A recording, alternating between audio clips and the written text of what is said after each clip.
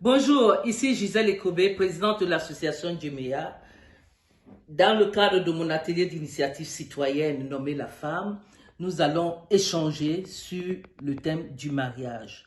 Ma belle Marie-Thérèse, est-ce que tu sais que cette année, la ville de Strasbourg avait choisi pour thème, comme slogan, Libérons la parole. libérons la parole. Oui, tout à Donc, fait. on va essayer de libérer la parole sur le thème, le beau thème, le mariage. Oui, tout Comment à on fait. se marie chez vous?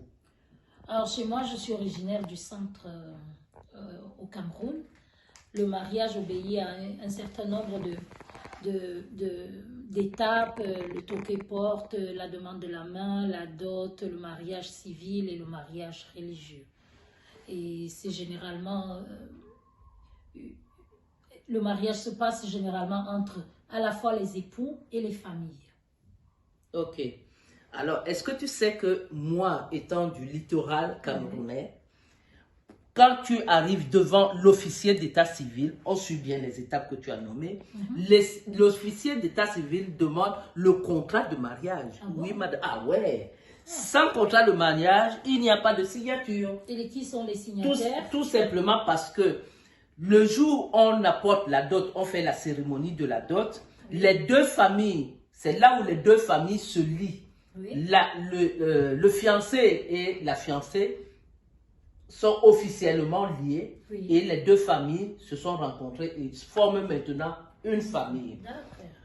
Par contre, ce que moi j'ai constaté depuis que je vis en France, c'est qu'une jeune fille de 18 ans et un jour peut se lever, aller signer ce document devant l'officier d'état civil, Ah oui. sans l'avis de ses parents. Et quand les problèmes commencent, elle se retrouve seule. La loi le lui autorise. Ok, la loi le lui autorise, mais est-ce qu'elle est aussi bien protégée? Par la loi simplement. Par la loi simplement. Dis-moi, au Cameroun, il y a deux types de Deux régimes. régimes matrimoniaux. C'est la monogamie Et et la la polygamie. polygamie. Ah, tu peux m'expliquer un peu? Oh bah, moi, si on me posait véritablement la question, je dirais qu'il y a la polygamie 1 et la polygamie 2. Bon. Oui, la monogamie, c'est en fait une femme, un mari, Deux personnes. une femme. Deux personnes. C'est deux personnes. Voilà. Quant à la polygamie, c'est un mari Trois personnes. et plusieurs. Parfois, parce qu'on parle bien de poly, c'est-à-dire qu'il peut arriver au nombre de femmes qu'il est capable d'assumer, si tant qu'il arrive à les assumer. Ça Il aussi, faut, c'est une chose. il faut quand même faire la nuance que, selon ce que je sais au Cameroun, quand tu veux être polygame, il faut assurer les deux femmes de la même façon. Oui. Les deux femmes sont officielles, les enfants aussi. Mais ce que je constate ici, c'est que, certes, c'est la monogamie qui est officielle, une femme, un. D'accord? Oui. Un. Mais, en réalité, le monsieur a la première maîtresse, la chinda, l'accompagnatrice, et La on ne sait... chisa. Ah, c'est la chi... La chisa. Ok. Finalement, on ne sait plus qui est qui. La femme officielle se retrouve avec des accompagnatrices qu'elle ne connaît même pas. Ah oui. Ok. Tout simplement, tout simplement parce que la monogamie dont on parle ici n'est rien d'autre qu'un concept. Parce que entre le monogame qui le dit, mais qui pratique la polygamie, et le polygame qui le dit et qui l'assume, je préfère 1000 fois avoir affaire au polygame qui le dit et qui l'assume. Ok. Et on peut quand même aussi dire que certains mariages, que ce soit monogamique ou polygamique, vivent très bien leur vie sans... Ils arrivent à s'harmoniser. Absolument. Ce que je trouve quand même bizarre et surprenant, c'est que nos cousins du nord d'Afrique et d'Arabie se marient au sein de la famille.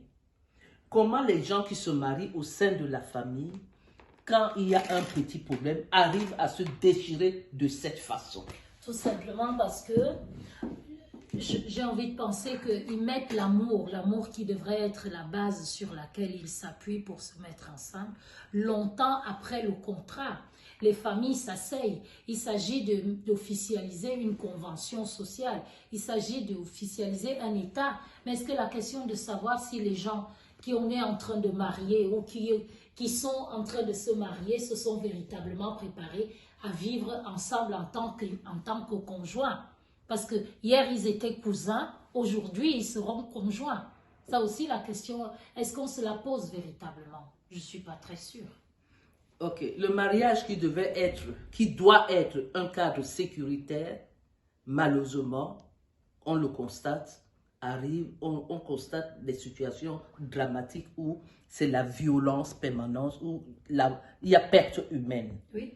Ça veut dire que, quel que soit l'endroit dans le monde où on se trouve, c'est la gestion de l'humain. Oui.